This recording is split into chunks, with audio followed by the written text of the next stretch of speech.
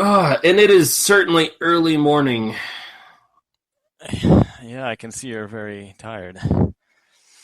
Just still trying to wake up. I was just a little bit late on the ball this morning. So with Mm. that, we're gonna kick this off. Okay. I'm guessing Tim is actually still snoring away, so I don't think he'll be joining us for this early morning session. He Isn't was it like, even screw that. isn't it even earlier for him? No, he and I are in the No. same time zone. So, Oh, okay. and with that,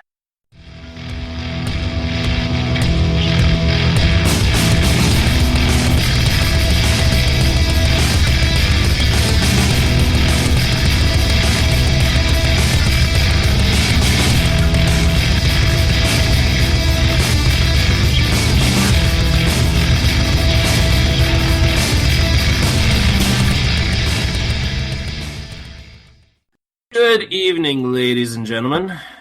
I will be your host today. Nick, Tim, as I said a minute ago, is snoring away or something. I'll probably get a message here in like a second going, I'm on my way. Because that's how that always works. But it doesn't matter because I have Marcin, and I've tried to pronounce it about 3 times now. Gobom. Go on.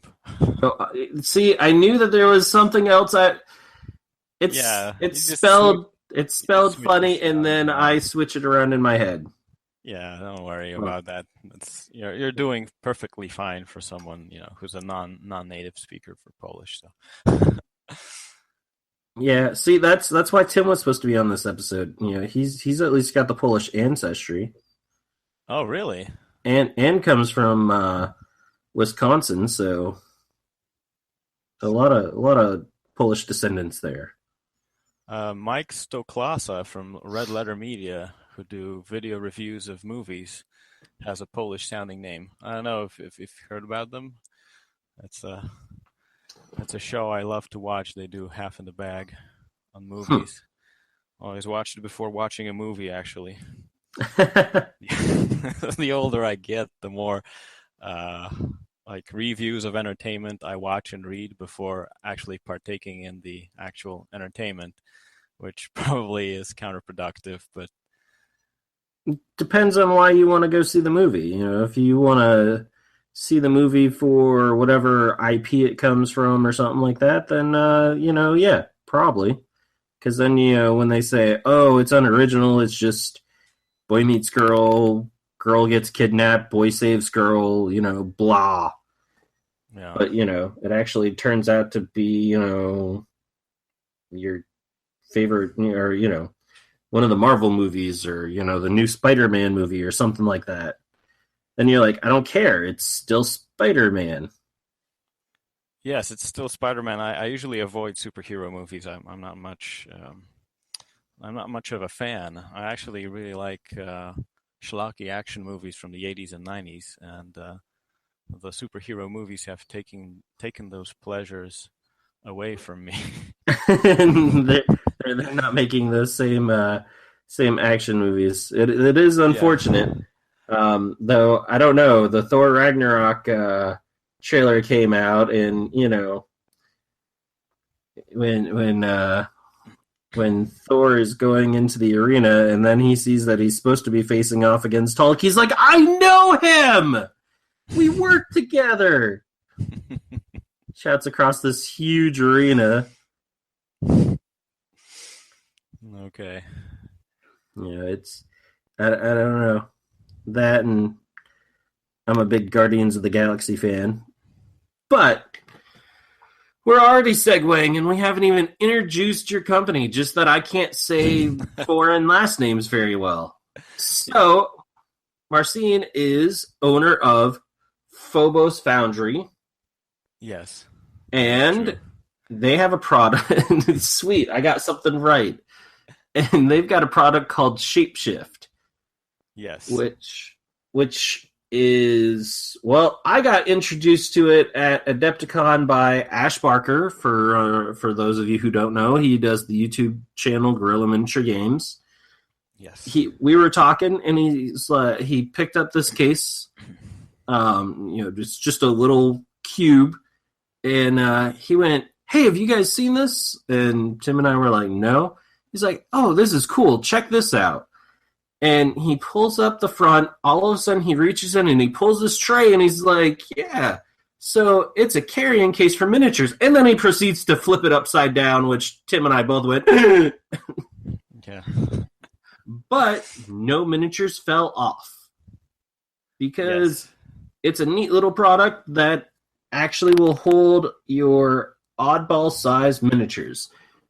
So now that I've given something of an introduction of it, how about you explain a little bit more of it to us?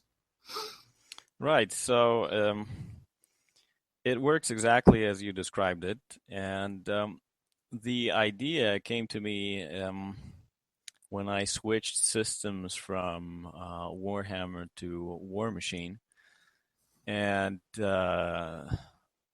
both of these games actually have really strange miniatures, and they're not very easy to carry around. And we weren't gaming at my house. I always went for gaming to my buddies or to the store or wherever. And I stood in front of the dilemma: should I purchase more foam, or maybe should I go a different route to carry my minis? And so I tried magnets, and I was not very happy with them. They have a lot of hidden drawbacks, which you discover only after you've put in the work of actually magnetizing your army and your case. So I wanted something that would work like magnets, give me the freedom to transport any miniature I wanted. Now we're in the future because we both know how this works. It's not just you have some miniatures and that's it. It never works like that.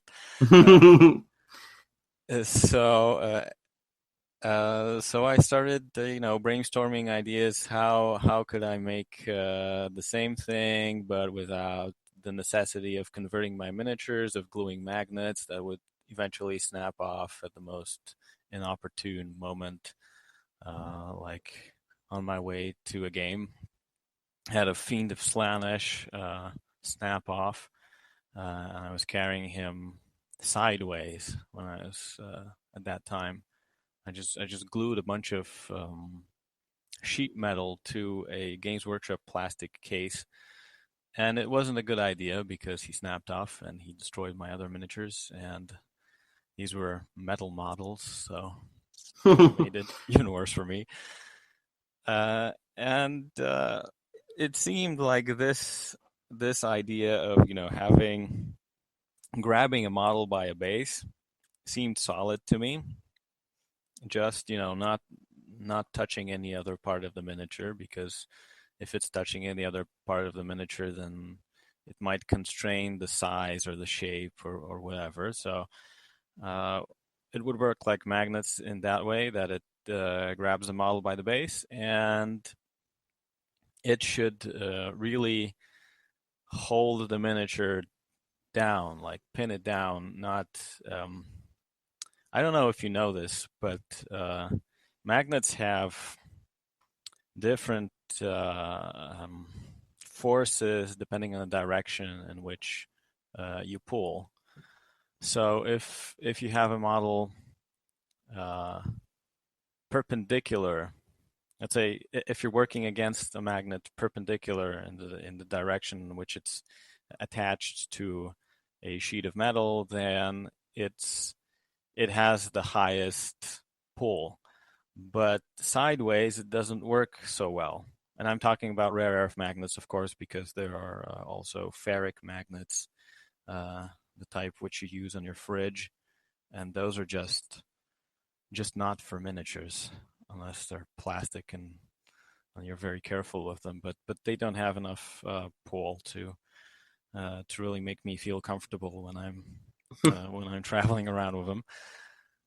So even rare earth magnets can get pulled to the side, especially if you have metal minis. And I know nowadays maybe metal minis aren't as popular as they used to be, but I mean Reaper still makes them. Oh yeah, And I think there's still plenty of metal minis out there in the wild. yeah, so I thought, maybe there's a way, to prevent these models from sliding around. And so the end idea was this kind of these moving bars with a buffer of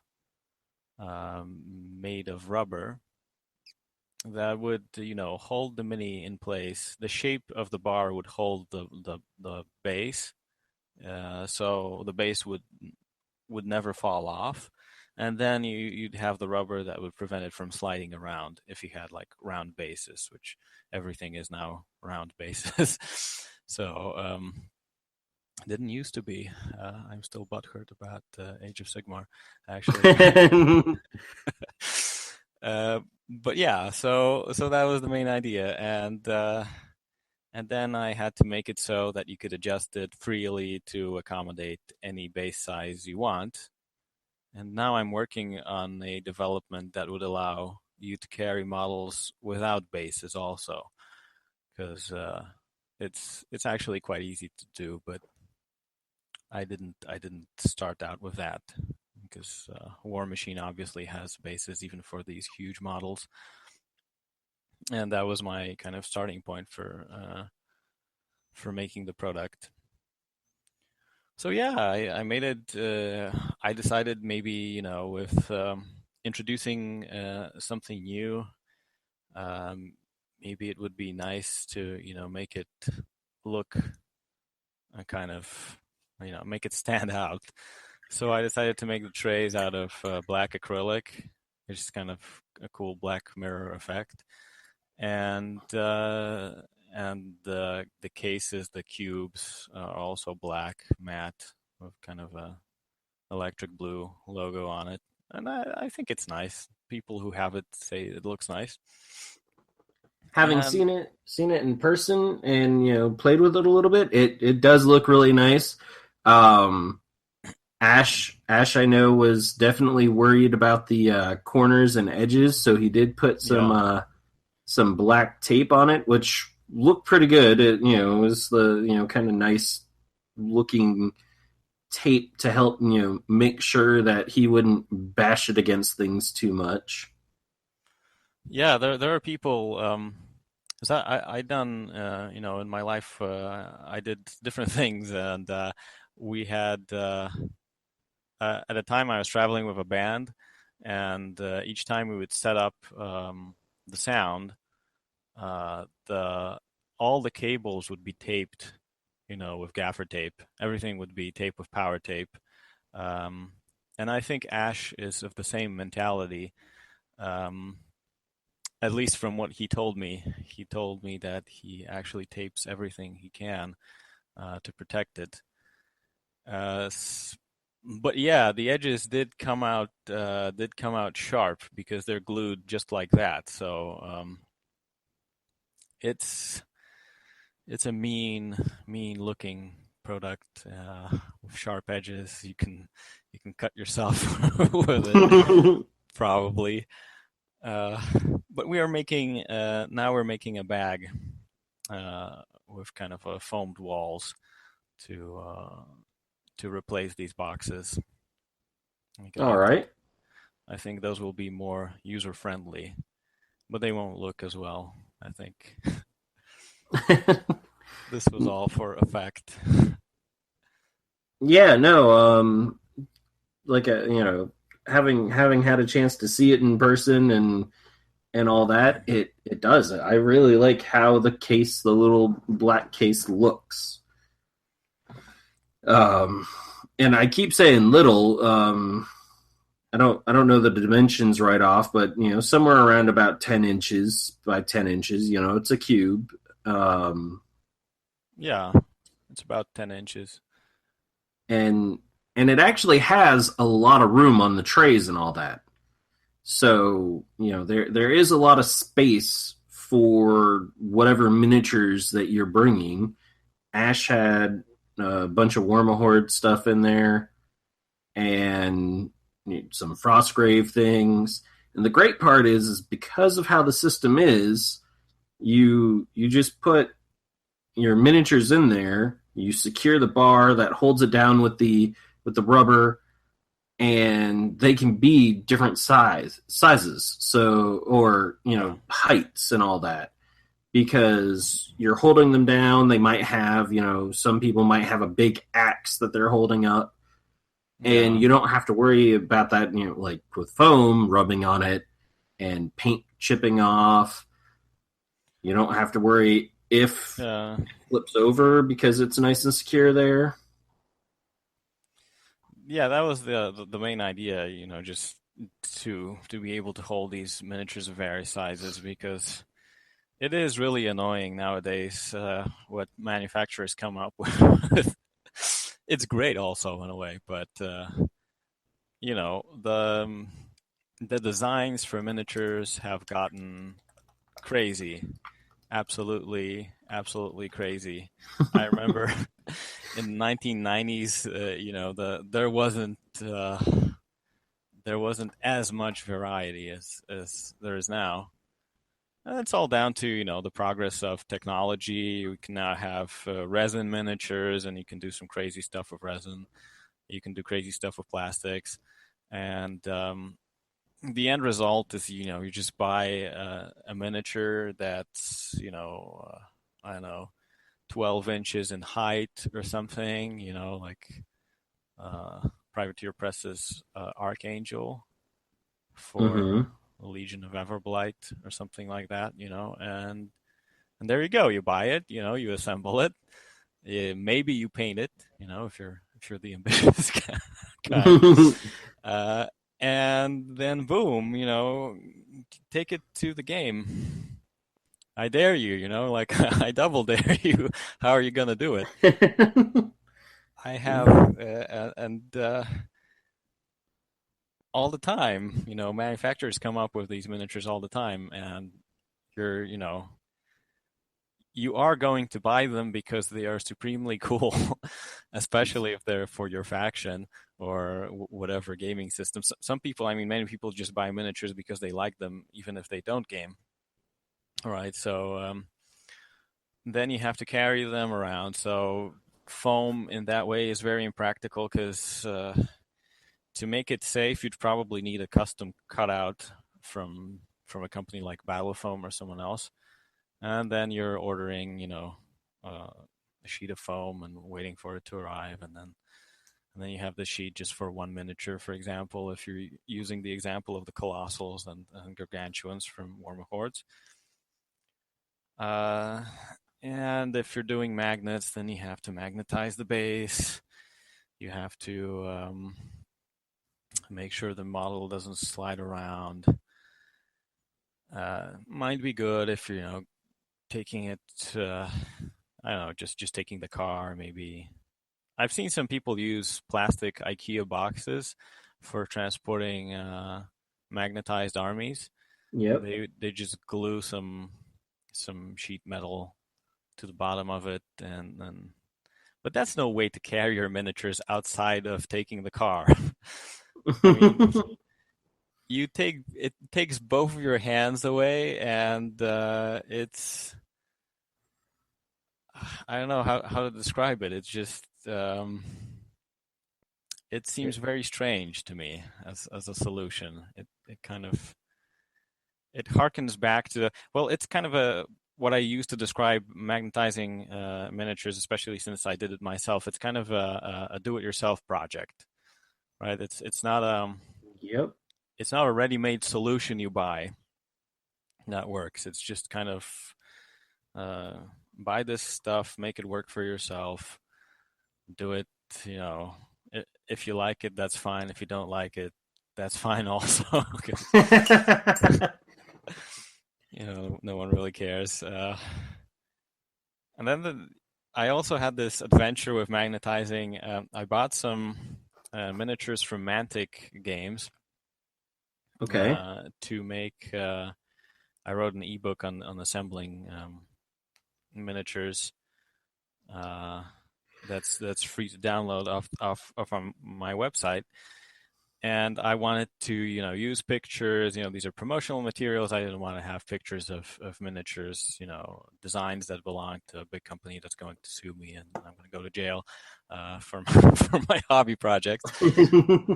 So I sent emails to various companies, and Mantic said, "Sure, you can use our miniatures." And that was the first time I saw their bases and the bases that they use.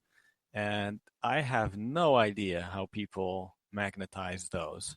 I mean, there is no room on the base to put a magnet in it. I mean, I'm not. I didn't get that deep into the Mantic community, so I don't know if people actually do it or not. But I do know a few that have. and so how do they handle it? I mean, Well, and actually, it might be models from other manufacturers because Mantic's kind of open on it. okay, Um, so I don't know. I don't know if they do. So if anybody does magnetize your Mantic models, send us a comment and we'll pass it yeah, on to Marcin so that yeah. he knows. The most aggressive comments about Shapeshift I've gotten so far were from people who use magnets, telling me that this makes absolutely no sense. Why did you do it? Why not just glue magnets and convert the case? Because I don't want to glue magnets and convert the case. You could, Yeah, you know what? I would have to say if I have to do all that work after I've spent the money to get the case, yeah. no, thank you. That's my thinking as well.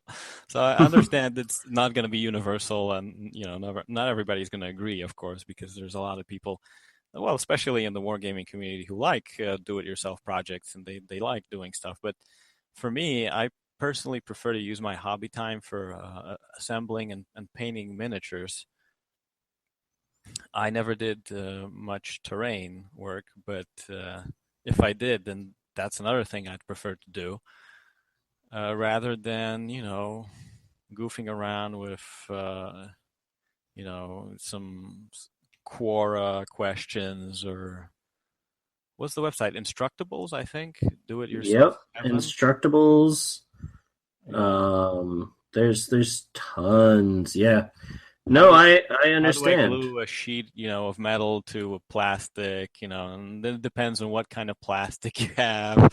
If you have, I mean, there's there's just such a wealth of knowledge about gluing itself. It's such a deep topic that most people would absolutely hate to learn all the intricacies of what goes into successful gluing because like the plastic like PET bottles are made from, for example, which you buy Coke or Mountain Dew if you're a video Right. gamer as well, then these can't be glued without activating the surface using special chemicals or plasma or whatever, And you really don't have any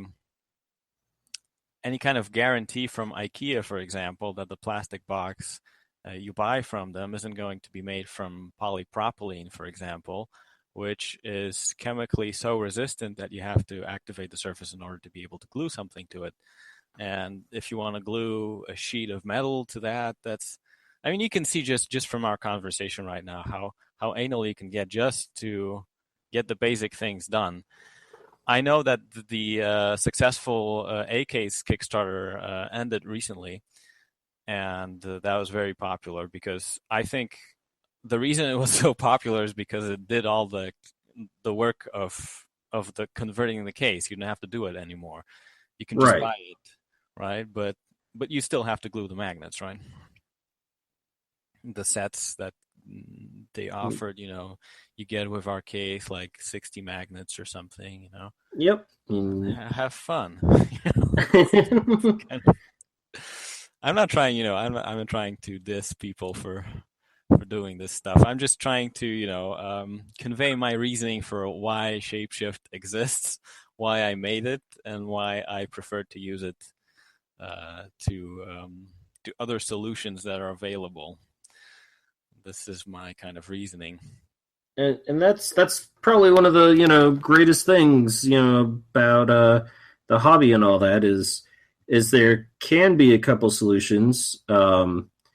Obviously, I kind of I have a hard time magnetizing even arms on things. I just I'm like, oh, it's so much extra work. Though yes, sometimes it's nice to switch things in and out, but I'm just like, yeah, you know what? I don't want to have to drill here. I don't want to have to. Nope. I'm just gonna glue it in place and then, hope that I don't have to play anyone that's a very big WYSIWYG. Yeah, a friend of mine who plays Kador for War Machine, he recently magnetized one of his warjacks and was very happy with it. And then the next game, the magnet just snapped right off in front of my eyes. Oh man. I thought that sucks, that really sucks. After you've put in the work, well, he was lucky that he didn't have the time to paint the miniature beforehand, right? But these rare earth magnets, I'm saying that they don't have the same pull sideways, but they do have tremendous pull perpendicular. So if you're going to be removing these joints, arms, let's say, or I don't know.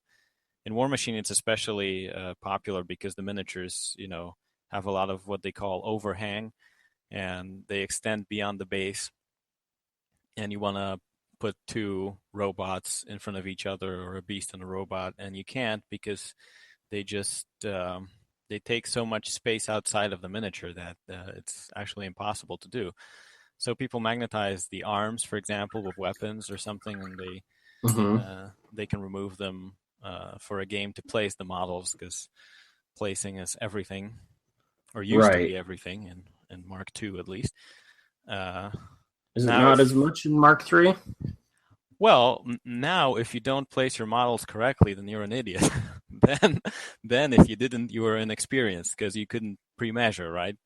So every time now I position my models incorrectly, I have only myself to blame for it, because I could have measured and I could have put it differently, Right. But I tremendously enjoy Mark III. Actually, I'm not big on fluff or Warm Hordes. I don't know about the backstory and the factions all that much, but the game is just so good. I've been playing it since I think 2011 or something like that, and really it has been such a tremendous change from Warhammer Fantasy Battles, which was my primary game previously, that there really is no contest. So yeah, I'm kind of a fanboy for that. I can't say I really enjoy the stories in that world particularly, right? Because it seems like they're kind of all over the place, since there's so many factions right now that you have brain-controlled mutants from the sewers, battling steampunk Russians. Like Retribution of Skyra has just elves with. They look like Star Wars. They're probably Star Wars Ghost in the Shell, something like that. Those kind of vibes, and they're still steampunk. They still have crossbows, for example, but they also carry huge rifles and they shoot plasma balls and stuff like that. So I don't really care how it's all put together in the minds of the creators, the world of K, and how it works. I don't need to know it. I just need to know the rules. I just need my tablet with War Room installed, and I'm good to go. Nice. And I'm a happy camper then. And you know what? That's the important part, is being able to enjoy your hobby the way you want to enjoy it.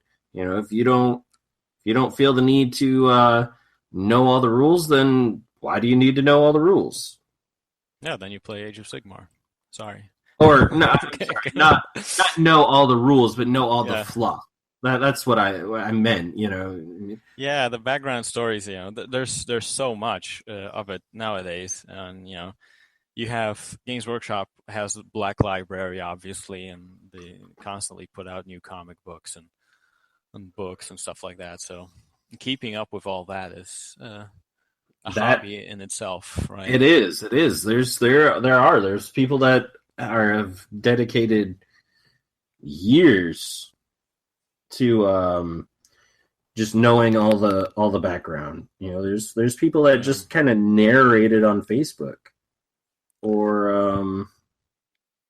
you know, you even go and look, and you know, there's just people that put out these series, or you know, some of the different wikis that just have yeah, all this information. It's just astonishing how much there is, how many characters that have never actually been a playable character, but yeah. have somehow shaped the, you know, Warhammer universe.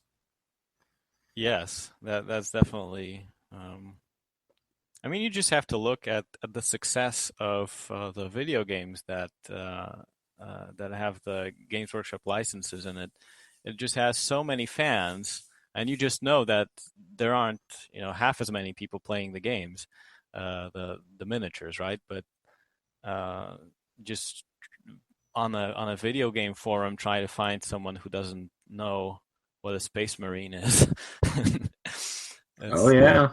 virtually impossible, and most of those people wouldn't have the inclination to buy the miniatures and assemble them and paint them, uh, and yet still they know about the backgrounds, which is of course harkens back to my gripe that I said earlier that Warhammer Fantasy was also a well-developed world. Now it's now not so much. It doesn't exist anymore. So Now it's gone poof. yeah, it's just kind of blew up or something. I don't really know. After the Avengers battled with the gods of chaos or something like that, they kind of didn't work out. I think maybe I wouldn't be so, I don't know if you followed that. Are you actually, were you interested in fantasy, or is that not your um, cup of I tea? I was a little bit when I was first getting into the hobby. Yeah, Um, I had gotten Bretonians when they not when they first came out, but they had a nice box set for basically an entire army. This was right. back in 2003, 2004 time frame. So I had picked that up, and I had started working with them some, but I then moved to a place where they didn't do fantasy, Yeah, and then I moved to a place where they didn't play at all. right. So it all kind of got shelved for years, and then when it finally came back out, it was all 40K, and Yeah. um, and then a few years after that, the world got eaten. So or And there were, exploded. The Bretonians got eaten by the Skaven, and then the world blew up after that. yes, Bretonia was no more. Well, the series of books that they put out to celebrate the destruction of their franchise, the End Times, was was I was perplexed because why they introduced so much stuff in there that you'd think, okay, they're not going to reference all the stuff that came before, but they might reference this new stuff that they're putting, and by the time the series ends and we have the End Times, we will have all these threads kind of neatly resolved. Uh, and I was surprised to discover that they didn't. They introduced characters, they introduced plots, and they went unresolved, and then the world exploded, and that was it. I don't know if that was the plan all along, but it seems kind of it seemed kind of strange that they left so much out of these books. Um, especially considering the stuff that they introduced in these books. Um, Maybe they left it for Black Library or something. I don't know. I don't follow that. So perhaps that's what happened. But still, that was kind of surprising.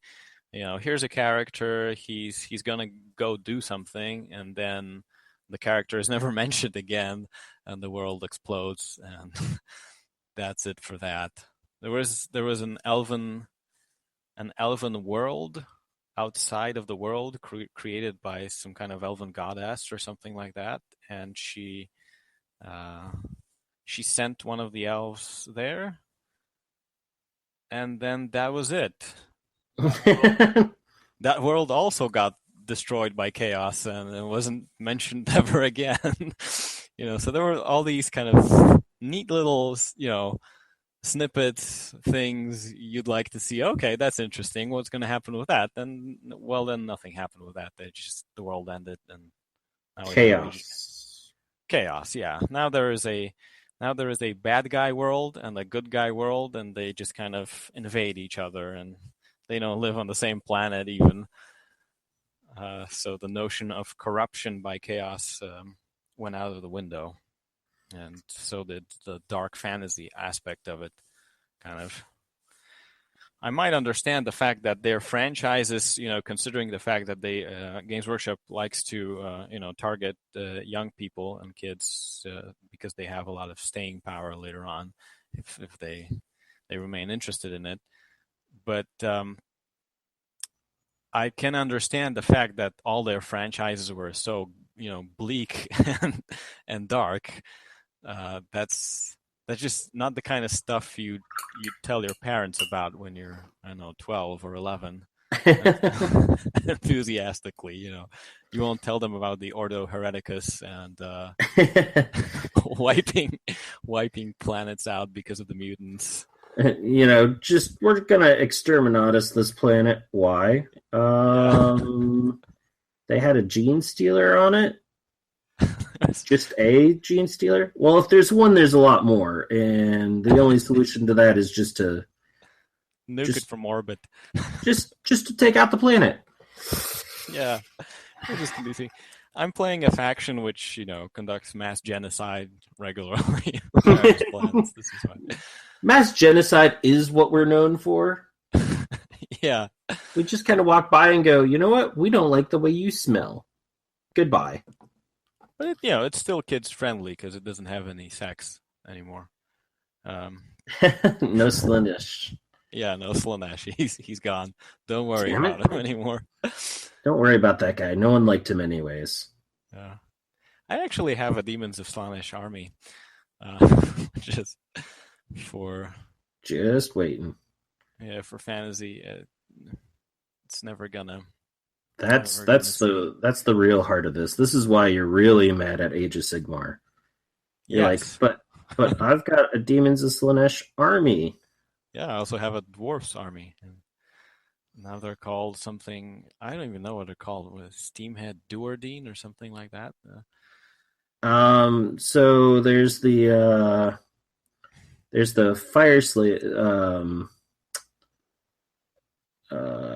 Fire Slayers or something like that. They're the little half-naked, crazy berserker dwarves. Yeah. And now there's the Cardin Overlords coming out. Okay. Which are really, really actually steampunk dwarves. Yeah, I've seen them carrying around like miniguns and stuff like that. I don't know how they explain that in universe. So apparently on the little plane that they got kind of dumped to, there's it's a whole lot of floating stuff, and they figured out how to start refining what they call aether gold. Okay. And it powers stuff, so their little miniguns are like little lightning guns. Okay. All their weapons are powered off of the aether gold. That makes sense. Well, no, it doesn't. Right. It's okay. but you just got to go. It's fantasy. Yeah, you just gotta go with it, or you don't, or you play. You play the previous editions. You can do that. I was You, surprised at you the size of the ninth age community for fantasy. There's like 90,000 people registered on the forum, and that's that is quite extensive. I knew that there was a lot of people and there's a lot of fans of Ninth Age. yeah, Um, I know here in Georgia, in the states, there's been a little bit of an issue getting it going. okay, Um, Part of that being as they got going and all that after Ninth Age is like, well, we're not, here's the edition that we're running with for X amount of time. They yeah. ended up having to change something. Um, and it ended up being kind of drastic, and a lot of people are like, fuck this shit, Right. and just kind of walked off. Just playing it. It just goes to show you that playing games that have models on square bases is just not a good idea. Just don't do that. Buy round bases or oval bases or, or So, hexagonal bases. so Age of Sigmar. Yeah. I do have. I did send one shapeshift case to a reviewer from the Ninth Age community, who goes by the name of One's Bitten 360. His actual name is Chad, um, and he's in North Carolina, I think. So Okay. I don't know. There's probably a community there because he kind of has a Yeah, I know that reputation. there was a big tournament that some of the people from here went to, and I think it was in North Carolina. This was a few months ago now, Yeah. but yeah, and so to bring this massive segue from GW and fluffs and history and that deep, deep rabbit hole back to topic. The awesome part is even if they're on square bases, even if they're multi-based like Kings of War armies, Yes. even if all of this, you can actually still fit them into your case. Yes, you can, and we're actually working on, as I said previously, a bag, because a lot of people have. The case is great for skirmish games, which is, of course, the topic of your entire podcast. But a lot of people who play skirmish games also play bigger games, and usually they have just insane amounts of models. So they were complaining that the case is too small for carrying large armies. So actually, right now, probably before Easter, we're having a new product released, which is a bag that's kind of the size of 2.5 shapeshift cases. I'm calling it the Overlord bag. Uh, Nice. And it's going to come with 4 trays instead of 2, and you can position whatever you like. Right now, it's being pre-sold. Uh, it's on offer as a pre-sale, and if you order it now, you get 5 trays instead of 4 trays, because people who want that bag are people who want just more capacity. They want to be able to carry as many minis as they can, and this 5 trays is really kind of overkill, but there you go. So people need overkill. People have a lot of stuff, Yes, people do have a lot of stuff. and so that's it. Also, probably I should mention it since this is an American podcast. When I started out selling the cases and the shapeshift system in general, I only shipped items to the U.S. Via FedEx because um, there's really no good reason. It's motivated entirely by the circumstances here in Poland, in the sense that if you want to ship a parcel to the U.S., you're basically limited to air airmail, and that is insanely expensive actually for our stuff, because FedEx charges you. Actually, anybody who carries airmail will charge you not for the actual weight of the product; they will charge you for the size of the package. And if it's the shapeshift cube fits inside a 30 centimeter cardboard cube, and that cube, according to FedEx, weighs around 12 kilos, which is kind of insane. So anyway, this another. I'm terrible at segues. I'm sorry. I'm No, no, probably no. Go the ahead. Go worst ahead. person to have on the podcast, but I can go on tangents, for hours. But nowadays, now we have this option of shipping it with kind of an economic parcel, and it doesn't take that long to ship. It's about 6 days. Of course, FedEx will deliver it to your door in 2 days, and um, and you'll be a happy camper if you can afford it. But we've made the shipping option far more affordable. Sounds like it. If it's gone from It was being 24 kilos down to something a little bit more reasonable. it's kind of a postal parcel, and the post doesn't really care how much you know how much it weighs. Anyway, the price has gone down for shipping from like $50 to something around 15. Oh So yeah, that's kind of a massive drop, especially since the cost of the shipping was probably a third of the purchase. Uh, if you were in the United States or Australia or anywhere, very far away from Europe. And now you can offer, we offer this economic option, and hopefully more people will be enticed to try it out. right. Like this. So, bringing this a little bit back to the case itself, right? because I do have the website pulled up and looking at the tray. We already said the tray is about 10 inches by 10 inches, something like that. Yeah. So you've got the tray and you've got the bars, and there's 3 channels on the bars. And each one has a wing nut and screw or bolt system for you to tighten it down. Which means that one of the things you can do, and there's actually 5 bars.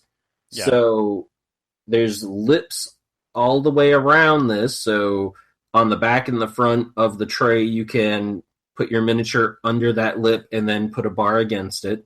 Yes. But it also means that you can have awkwardly sized or, differing sized miniatures on the same bar. Might not, you might not want a drastic difference, but maybe a 50 millimeter and 40 millimeters and something like that.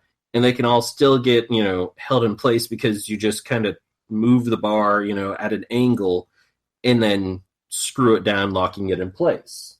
Yeah, that's definitely possible. There's nothing preventing you from doing that, especially on round bases. Yeah, this wouldn't work with square bases or rectangular probably shapes, because Right.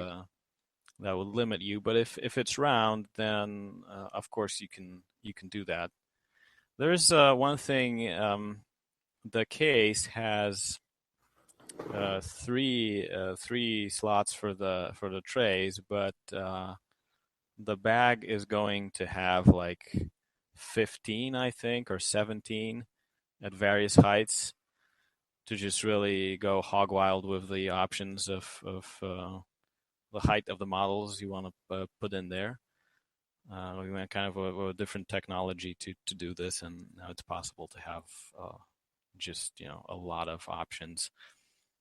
So yeah, I find it when I started writing the promotional materials for this, I found it very difficult to explain because it seems kind of like such an abstract proposal.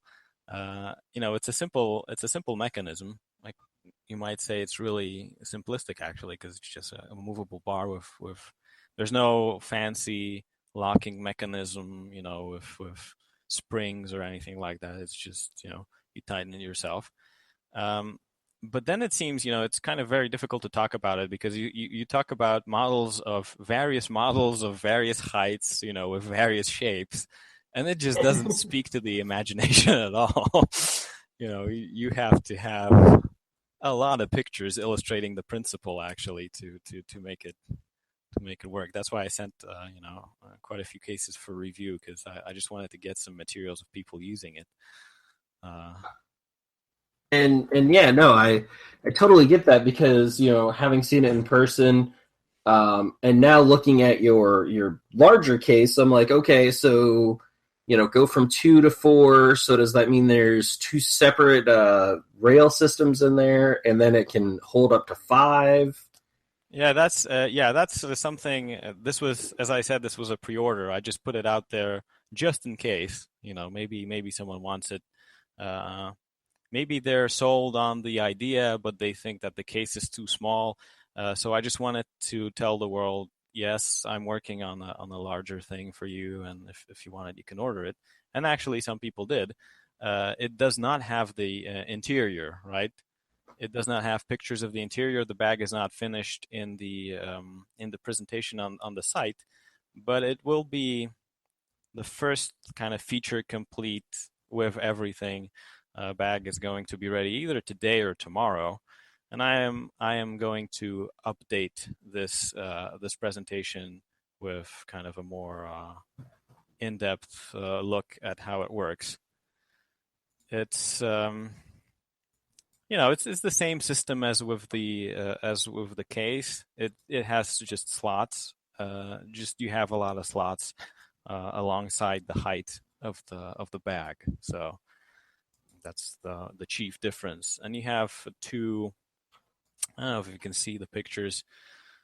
Uh, Let me open the site as well. You can see the pictures. The bag opens from two sides, and Mm-hmm. each side is a chamber that's about 1.5 size of the case, right? You can see the comparison picture, um, the size of the case and the size of. So these two compartments are separated from each other because when you're putting trays from both sides, you don't want them to bump into each other. So uh, there are two chambers, and each chamber along the walls is going to have slots for trays. So for this bag, it's intended to be able to comfortably hold 6 trays, basically. Uh, just if you have a lot of models and you have a lot of models that are not so tall, but if you're trying, the interior,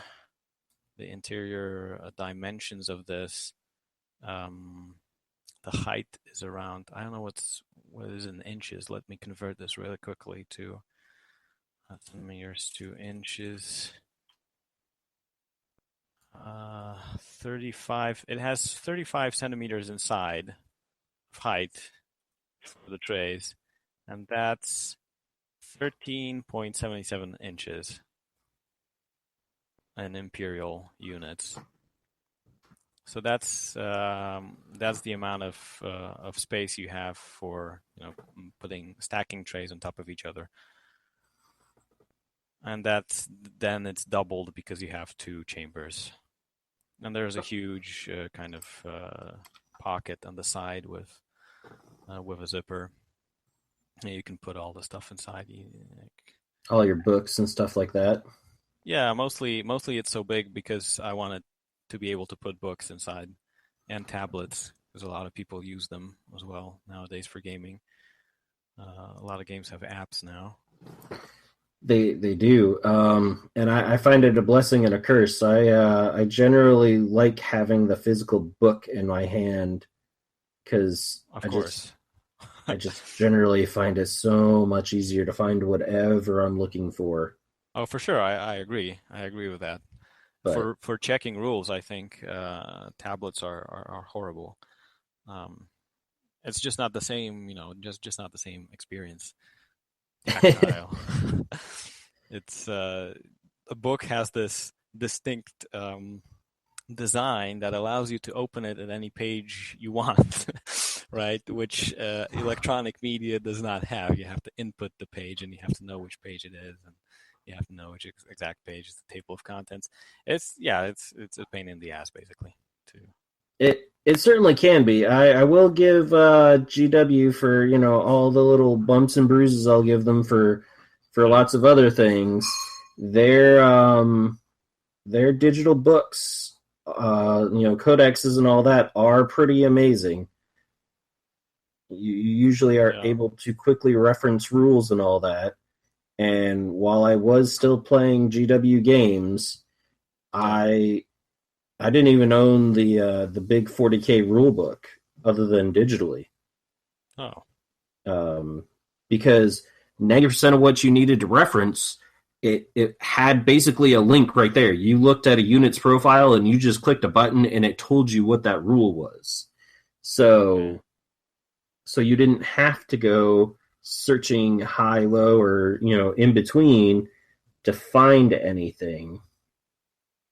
You just clicked it and you could read it. And so that was amazingly handy. Other rule books, not so much. I play a lot of Warzone Resurrection now, and that digital rule book, oh hell no. Well, it's significantly more low budget, of a project than whatever GW is up to, right? I mean, I used to play Doom Trooper, collectible card game from the Warzone universe. So I'm kind of I have a soft spot for that, but I never got into the miniatures. Do you recommend this? Do you think it's? I do. I really like the game. It's not hard. It's not overcomplicated. I have a few things that I just kind of go, really that kind of makes me mad, but there's just certain things with I like the game. I have fun. I have fun playing it with other people, and stuff like that. So any game that you play for a period of time, you are kind of gonna come up with your little just meh things. But overall, I think most of those can be forgiven or overlooked or worked around. So yeah, no, overall, for that game and that system, I really like it. I like the system. I like how it plays. Okay. That more than anything else is a definite.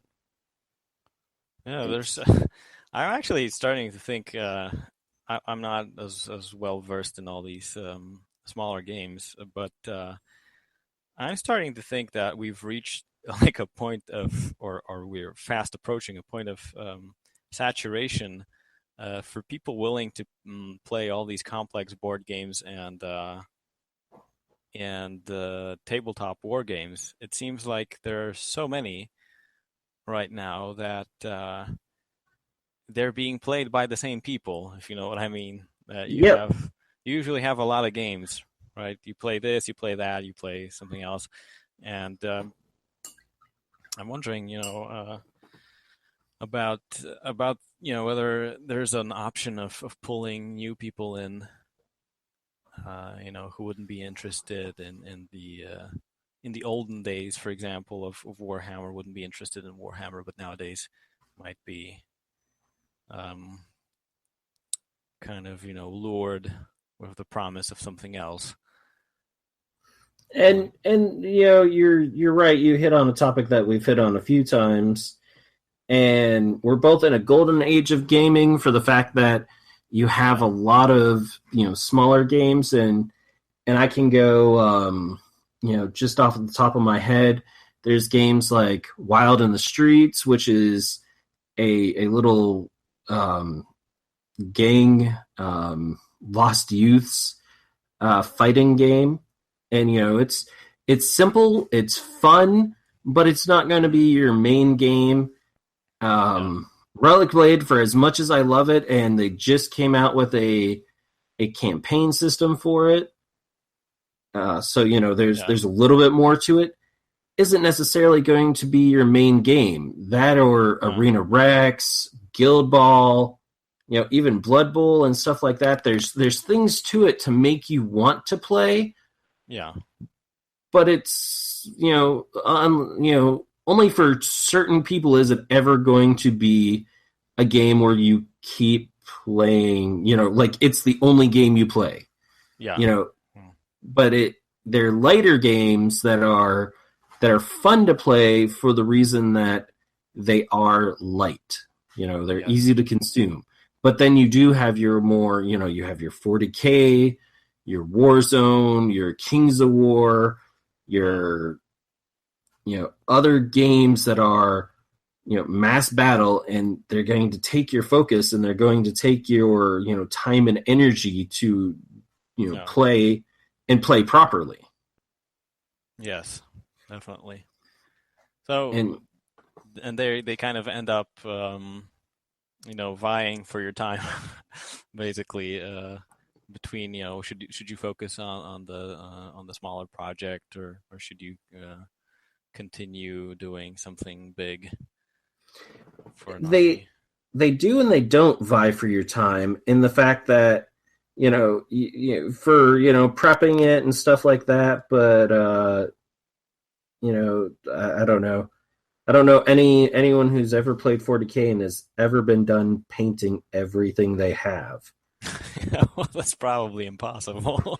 And probably because there's always something new coming out, Yeah. and we as hobbyists, alone, we have collectively just a huge amount of ADD that we just, ooh, shiny, I want that, ooh, shiny. I It was actually really funny talking about the new Carterin or Carterin or whatever overlords that it's coming out for Age of Sigmar. Yeah. In the local group, there was some people talking about getting different things for it, and one of the guys is like, I think just with the first round, I'm just gonna get the battle tome because I've got this stuff that I'm working on, and I'm gonna finish that stuff up before I really jump into anything else.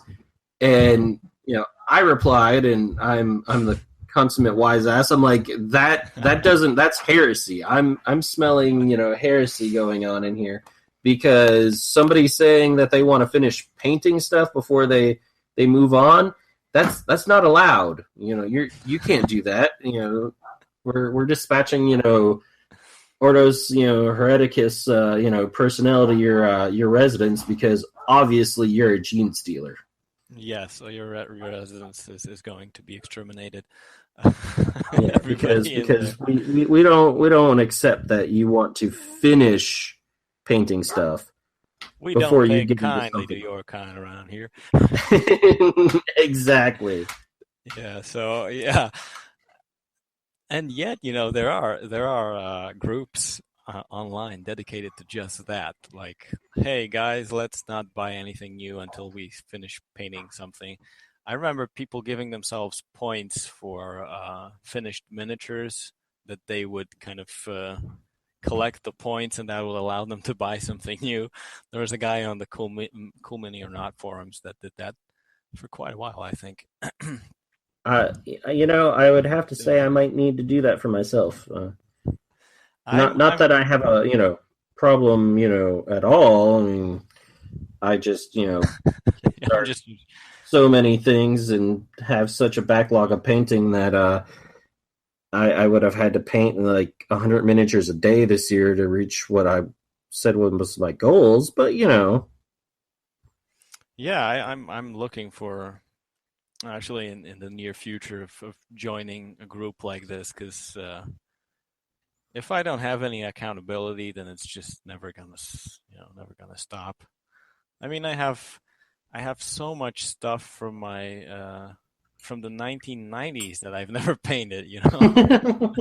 Back then, back then I was far more enthusiastic about the hobby because I was a kid. Um, Right?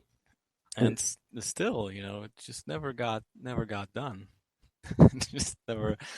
It's sitting there, waiting for an occasion to break out the old hammer rules and grab a few beers and just meet with a buddy of mine who plays Orcs and Goblins from like fifth edition or something like that.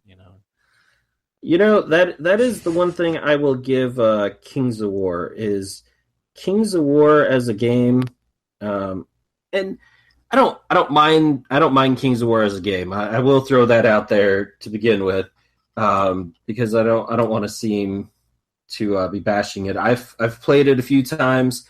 I've had fun with it. It is a game that has a rapidly growing tournament scene around it. There's a lot of people that's almost exclusively what they play it for, and there's just a little too much technical engineering that goes into it. So they allow pre-measuring, and there are people that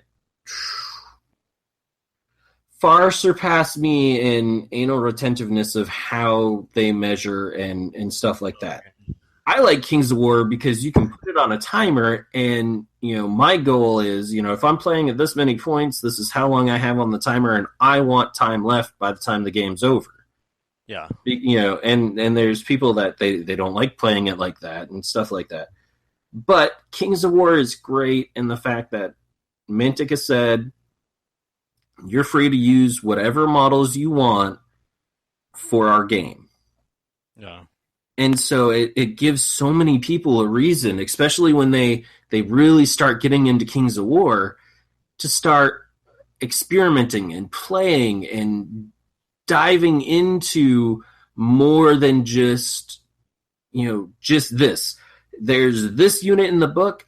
I'm going to put that unit together out of all of this stuff that I had from the 90s, these great sculpts or whatever that just never saw the table because I bought it and then the edition changed or, something like that. So, Kings of War is amazing in letting people break out some of that old stuff.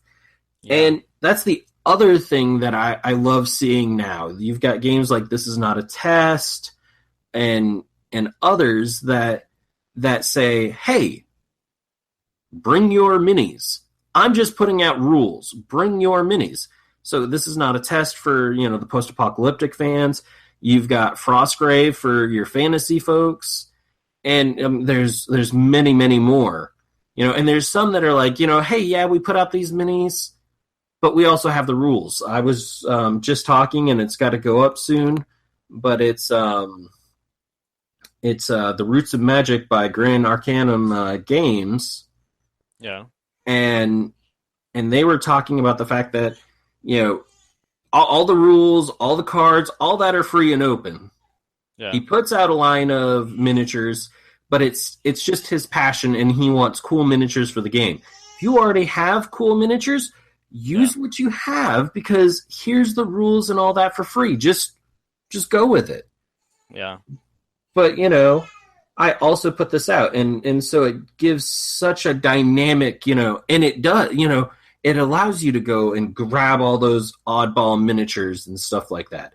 And to bring all of this together, you have all these oddball miniatures, you have all these miniatures of different sizes, and you have a case for sale that I can bring those miniatures wherever. Yes. Or if I'm going to go and play in that Warhammer 40K tournament this weekend, I just need to slide out my tray, take my guys off of it, put new guys on the tray for it, or maybe get my bigger bag and put the guys in there, and I'm good to go. I just can go, because that's one of the greatest things. It's just a couple things. It's not like you got to pull all your guys out of the foam. It's not like you've got to worry about them being in the foam. No, you just pull them off the tray, set them on your display shelf or your shelf of shame where the rest of their unit is, and is waiting to get painted, and you put the new ones on and you go. Yeah, the idea was really also to kind of eliminate the need of having so many bags. A lot of gamers end up, like let's say they kind of shop for bags. They I have, you know, everybody who's a veteran is going to tell you that, I have, let's say, 5 bags, or I have 10 bags, or 3 cases, or 4. I have this one for this faction, this one for the other faction. They sit here, they sit there, they sit somewhere else. And it makes sense, because if you have foam, then how else are you going to they won't fit the models from one army are not going to fit in your case. And you kind of do it over time. You buy all this stuff, but then it ends up taking up a lot of space. Uh, it kind of seems unnecessary for me to have all that. If you can it have like one tray, and on this one tray you can put whatever you want, regardless of the game, the time of the week, whether you're going to the store to play something or play something else. That's completely. It's a different philosophy than buy this stuff, then buy something else from us, then buy something else from us, then buy something else from us. Continue buying our products to transport the products you buy from someone else. So that was also kind of the idea, because I could have a couple of years back, when I first came up with this idea, I could have just bought a new bag just for my Hordes army, for my Circle Orboros, and let it be. It's just the contrarian in me said, no, you can't do that, man.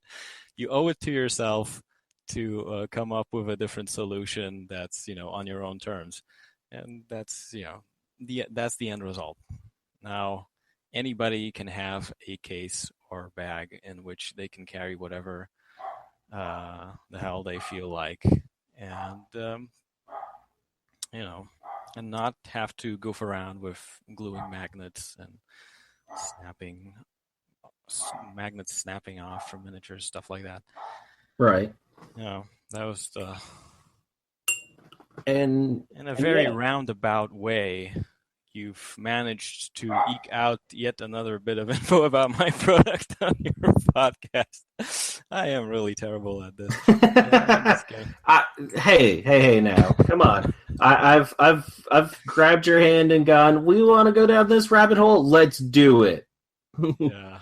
The only thing that saves me is that I used to do a lot of I used to be a teacher for adult students, Okay.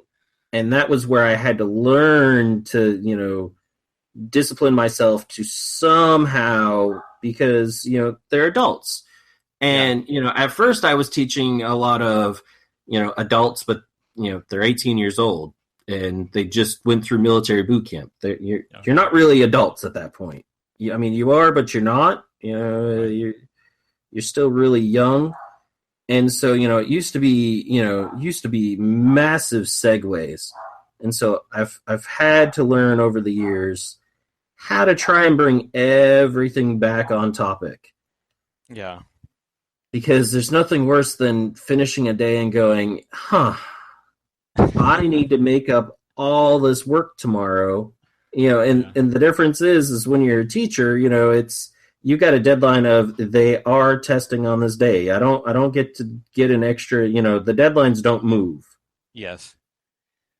Indeed, they don't. I can empathize, because I was a teacher as well. I taught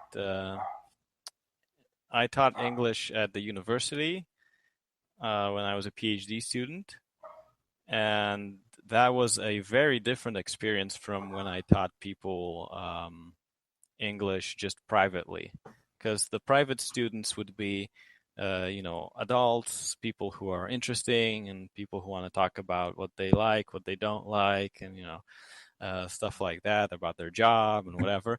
And I can listen to them, talking about it, and I can prod them in directions to, talk about this, talk about that. But you're not really learning any English from that. You're just using what you already have to talk about what you like. And with the students, it was different, because, as you say, there were tests, and they had to be prepared. Yeah. Thankfully, they were prepared because I kind of in a more kind of formal environment, I can find myself not blabbing on about going on tangents, but Yeah, but the tangents are all great because we're at the heart of all of this, we're gamers, and the whole reason you created this product is because to you saw that there was something not right with how we were doing it already. yeah. Either foam because foam's a pain in the butt, or and can rub your minis wrong, can knock the paint off them, doesn't help really secure your minis, anything like that. Magnets aren't strong enough. Yeah, it's all it's all the little things that end up being reaching a tipping point. I have on my website a picture for the article I wrote for Sneaky Ways Carrying Miniatures to Games is Making Your Life More Miserable, which kind of explains in a cracked.com style of way why this product is. And there's this picture of a Demonette of Slanesh from the Juan Diaz designs. They were very popular at some point. Because they were sexy. that's basically why people like them. Anyway, they had these claw arms, extended to the side, and I have this picture of these claw arms bundled up together in the foam compartment, because that's exactly what happened. I painted them, I glued them together, and then over time I'd find these arms at the bottom of the case. They would just snap off because it just takes one wrong movement when a spiky bit gets stuck in the foam and you're pulling it out to destroy a model like that, right? So that was, it doesn't seem like a big deal, but it becomes a big deal after a while because you keep repairing them and you keep putting glue in painted places, and you're never getting that perfect seamless kind of impression that you got the first time. And also you have to file off the glue as well, because the old glue will cause your new glue to be ineffective and stuff like that. So there are all these small annoyances that just really pissed me off and prodded me in the direction of creating something completely new. And that's what, as we've talked about new games, there's room for a new product. There's room, and it's not just well, we're doing foam a different way. No, we're doing carrying your miniatures in a different way, because I've seen the pictures where somebody's gotten in some sort of accident and their model bag went flying, and you open it up and there's a bunch of smashed minis in it, or they instead were using the plastic totes, and they had the piece of sheet metal, usually actually cookie sheets, glued to the bottom with their guys magnetized to it. They had to brake really hard. It was sitting on their back seat, normally really nice and sturdy, but there's just enough force that it made those minis go flying because gravity, braking, stuff like that. Yeah, minis are suddenly smashed against the wall, and you have smashed minis. So now here's something else, and maybe there will be something that happens in the future. I know with your cube, the one thing that I noticed is that there's the it just slides in the front of it, where you would pull your miniatures in and out of the case. It just slides down, and to me that was the first thing I noticed, is you just slide that up, and I'm like, it may take a special combination of things, but that gives me the heebie-jeebies that just kind of slides. It doesn't have a lock. It is supremely kind of, as simple as a solution for closing the case. There could have been probably, there could have been like an open door or something with it, but all of this stuff, is actually handmade. uh, maybe some people might find it difficult to believe, but the cases, they are, and so are the trays. And there's a level of complexity that you can live with in such products, and there is a level of complexity which you just don't want to go near to. That was a choice. That was a choice. It can. I think the biggest thing that can happen with the case is that the things holding the opening. I'm lacking. My English is lacking for this. I don't even know how to. The door. The door. Yeah. The stuff holding the door that can break because it's extended. So what I did is I'm offering for everyone who buys this case a lifetime warranty for a replacement if at any time this case breaks and you can't use it anymore. You're getting a free replacement. And you know what? Maybe it takes a little bit of balls to do that, but I'm doing it. I'm doing it anyway because people have expressed worries about the case. Everybody has some. And it's not even necessarily that it takes a little bit of balls. It just takes confidence in that you feel that you are putting out a quality product. So I don't necessarily go on it takes balls as much as it takes knowing your product and that it should meet the needs of anyone who uses it. It's a very specific product. It's made for a very specific group of people. So I know what these people do. I have some idea of how wargamers operate. And it's just my conviction that, for normal use, it's just not going to break. Maybe, if you throw it around and do stuff with it, then it might. But then you're never going to throw it around intentionally. That's the point. Because a lot of products for carrying miniatures, well, not a lot, but for example, Battle Foam makes their bags out of Kevlar, which is I think it's just a great selling point. Sorry. No problem. Actually, I think it's a great selling point, but if I get shot at, or if I get in a train crash or a car accident, then I will be worried more about my own safety than the safety of my miniatures. And I don't really care if my bag is bulletproof or not. Because it's not going to save me from the everyday kind of small frustrations that come with the territory. True, but you know what? The foam it's not going to make my minis not stick to the foam, for example, if they have pointy bits.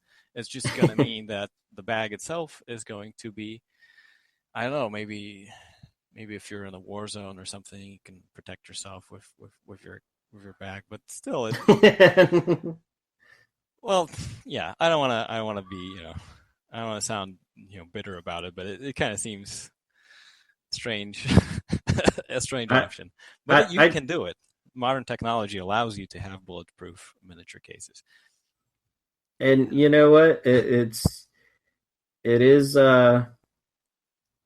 kind of funny, but I think more the selling point is it's just really strong. Not necessarily that it's bulletproof, but that it should be able to handle whatever else you have.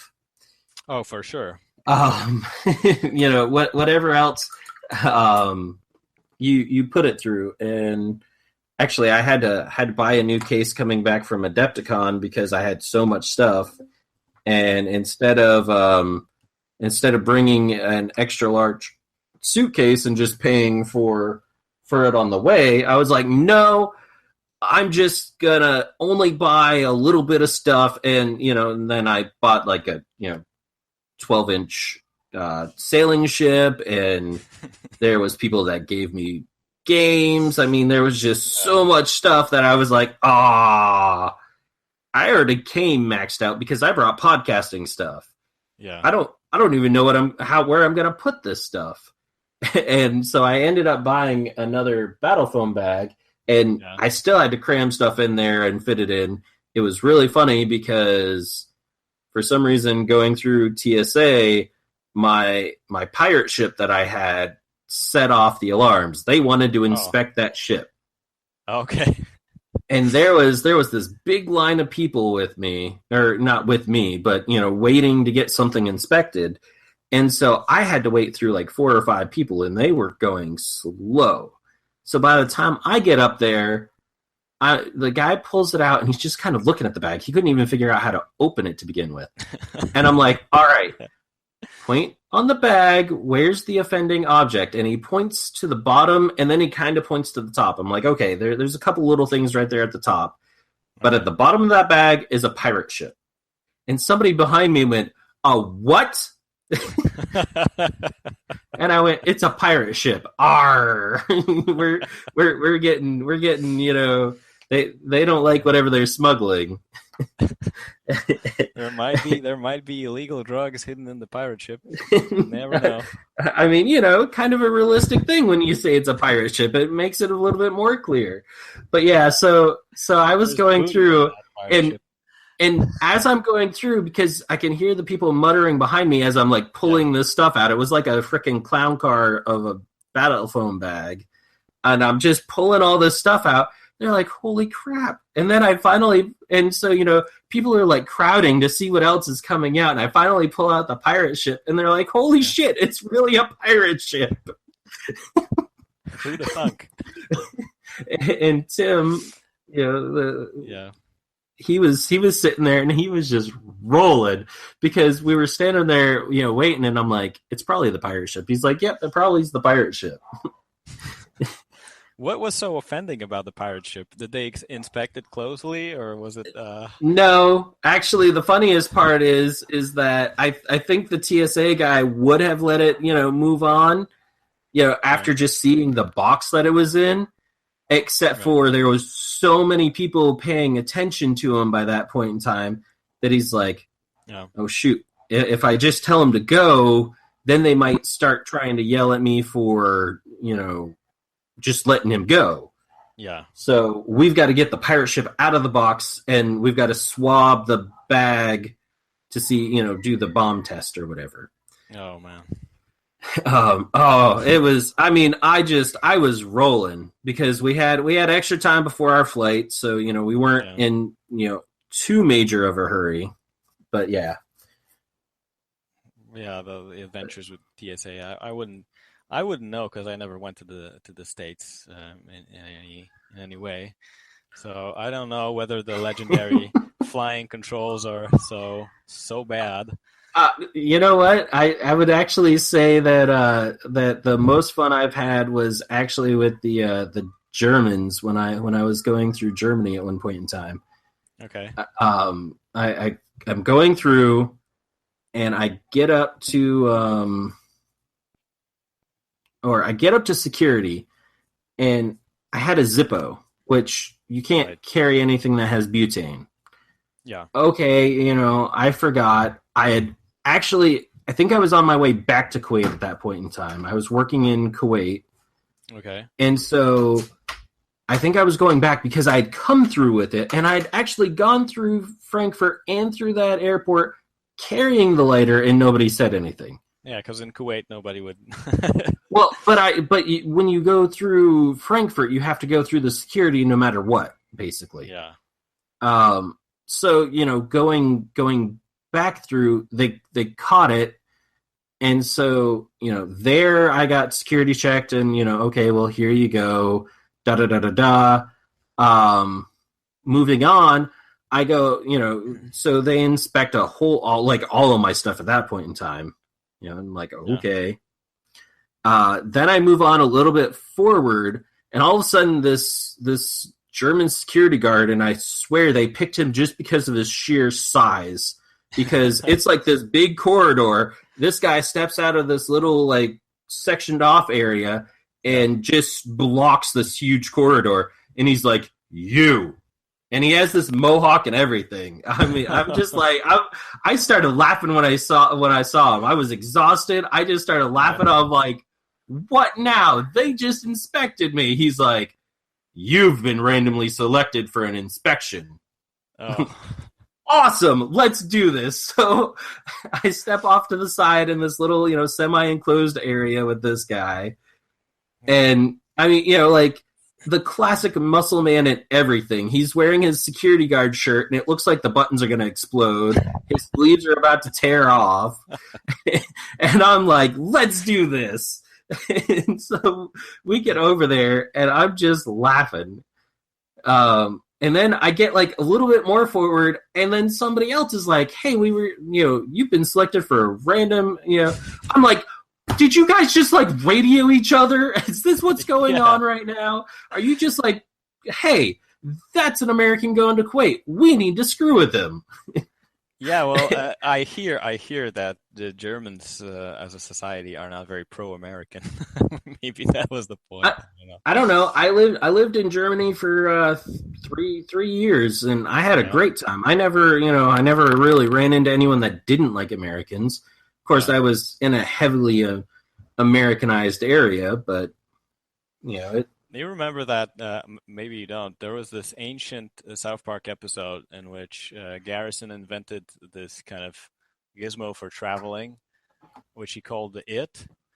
And it had, since Garrison was a very peculiar kind of character, it was kind of like a gyroscope, which allowed you to travel really fast.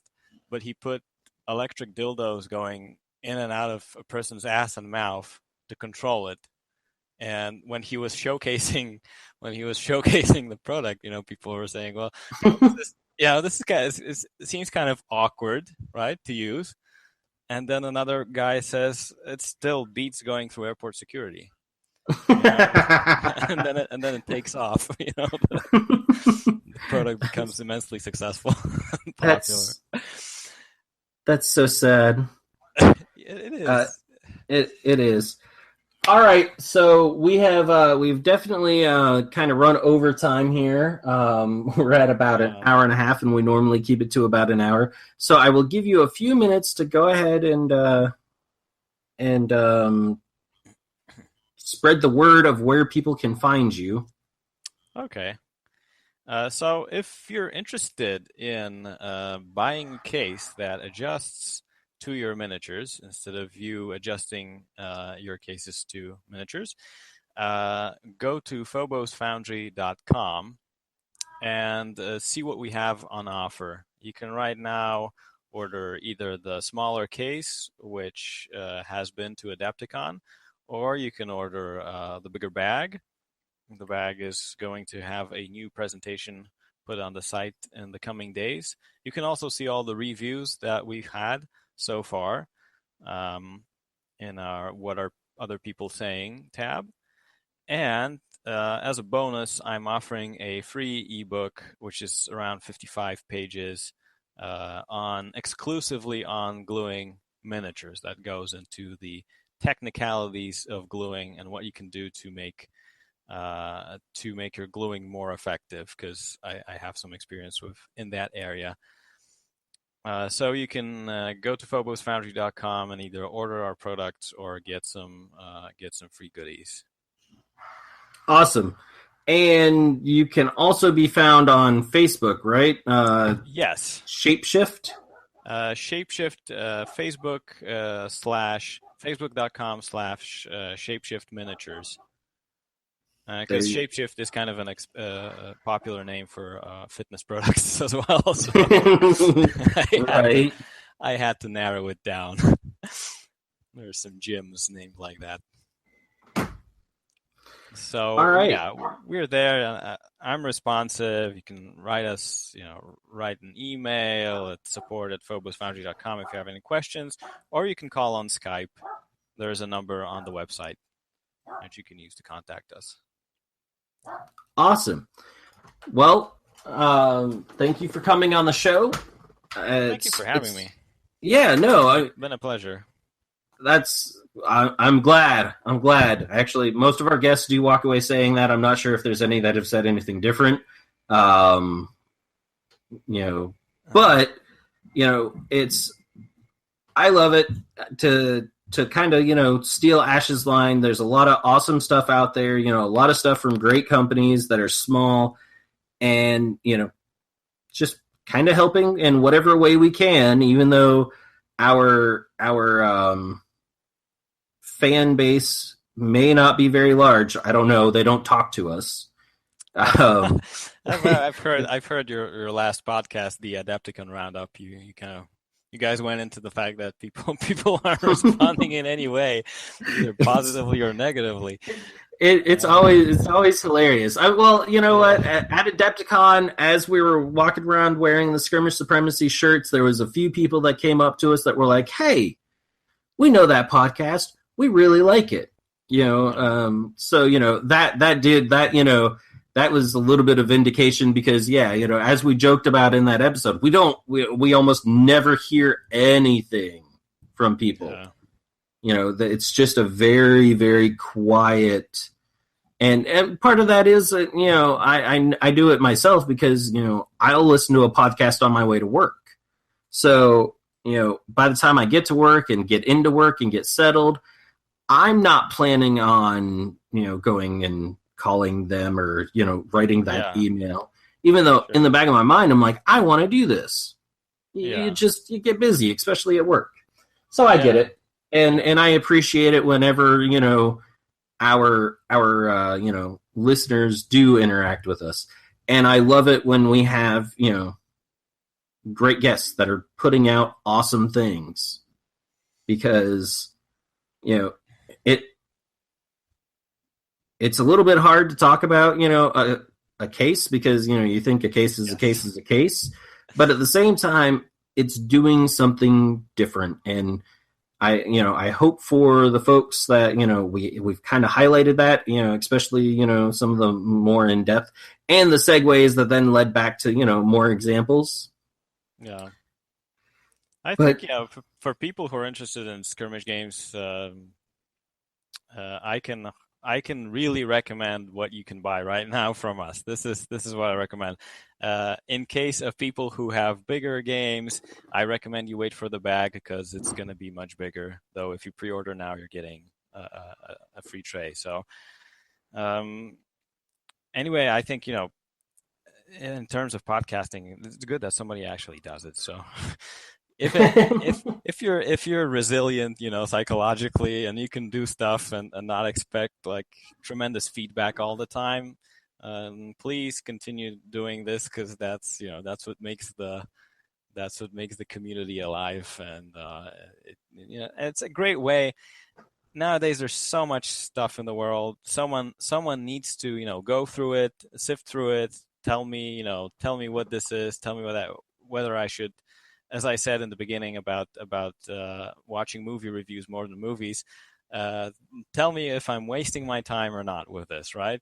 And podcasts and video reviews are great ways of assessing that. You can watch the product in real life, or listen to the creator or something and say, this is something that resonates with me versus this is something that doesn't resonate with me, and it just does everyone a service that there are people who want to take their time and do these kind of shows, because I know it's a lot of work. I tried doing video recording of games, and that defeated me very quickly.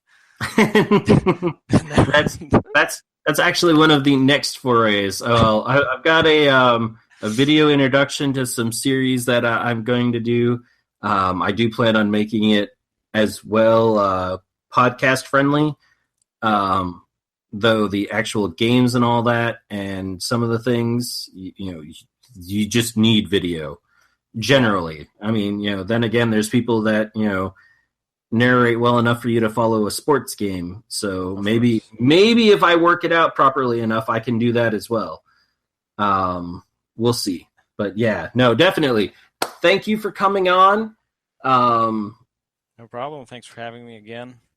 I enjoyed myself more so probably than you did because it's right now 1 p.m. in Poland. I don't know what time it is EST right now. But, it is 7 a.m., which means that I have got to get on the road because traffic's already horrendous. Oh my God, we've talked for 2 hours and it's 7 a.m. Well, thanks again. Anyway, we started a little late, so Yeah. But yeah, no. All right. Thank you. Okay. So have a great day. You too.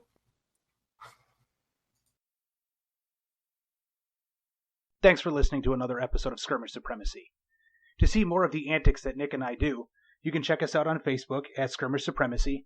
We also have Twitter, which we can be reached at Skirmish Supreme, because apparently Skirmish Supremacy does not fit in Twitter. And if you want to email us directly, you can reach us at tim@skirmishsupremacy.com or nick@skirmishsupremacy.com. Thanks for listening.